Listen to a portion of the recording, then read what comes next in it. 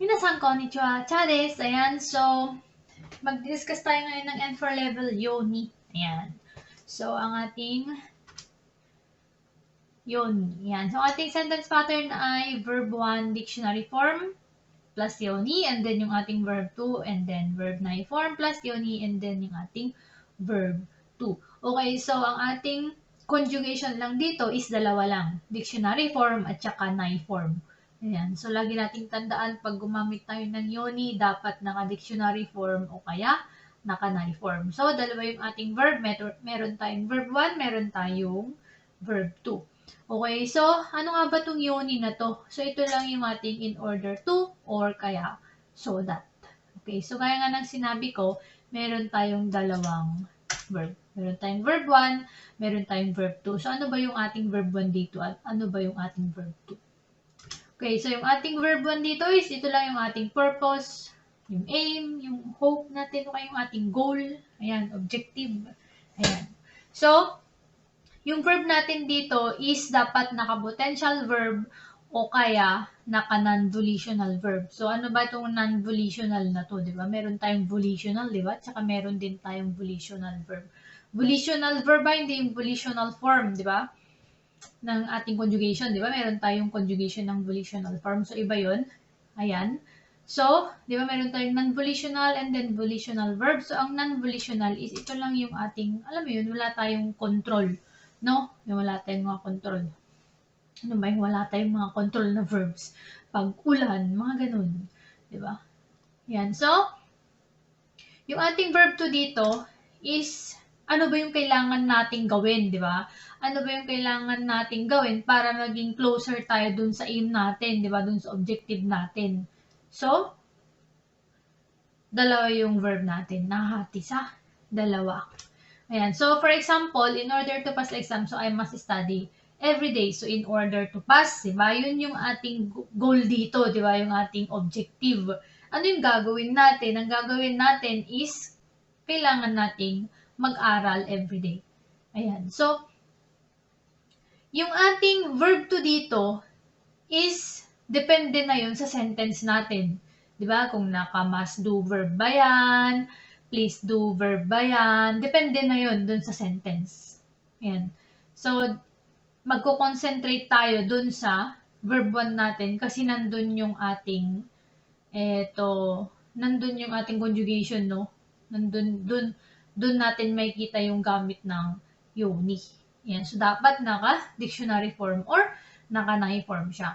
Ayan. So, ang sabi is non-volitional or potential verb. So, in order to pass, di ba? Para makapasa ako so that I can pass, di ba? The exam.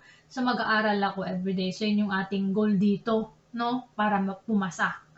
Ayan. So, 試験に合格できるように毎日勉強しないといけませんのkaya勉強しなければなりません. Kayo na bahala kung anong gagamitin nyo. Kasi pares lang naman yung meaning ng naito ikemasen at saka yung nakereba narimasen. Mas formal nga lang, no? Mas formal or mas polite si nakereba narimasen.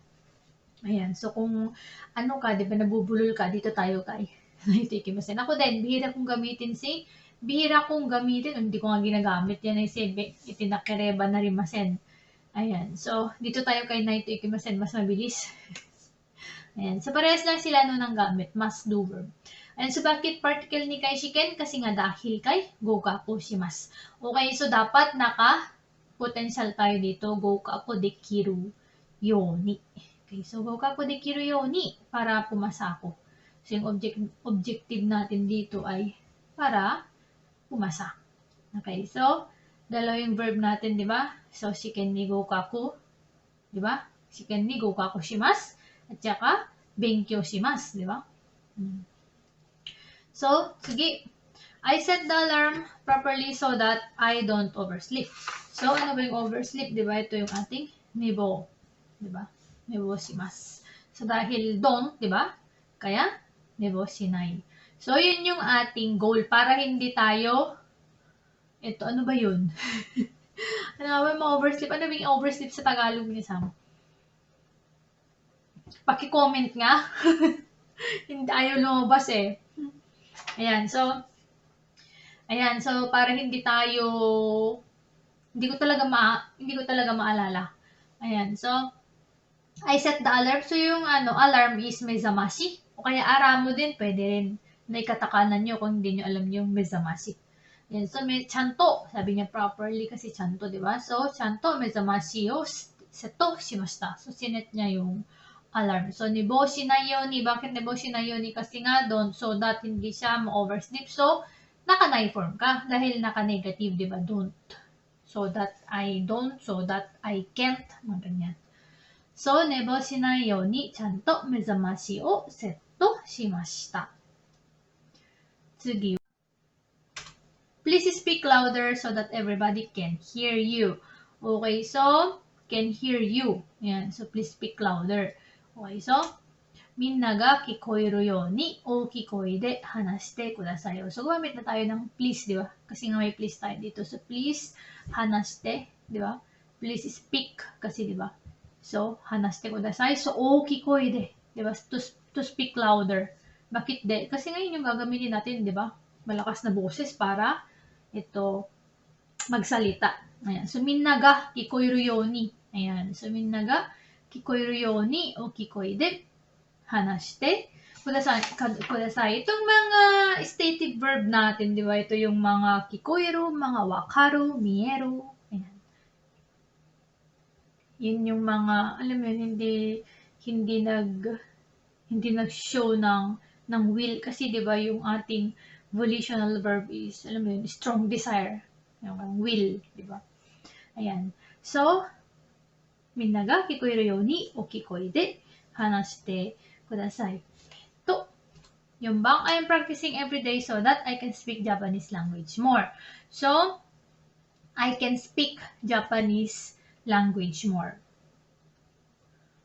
Yan. So, para natin ita-translate. So, もっと日本語が話せるように毎日練習しています.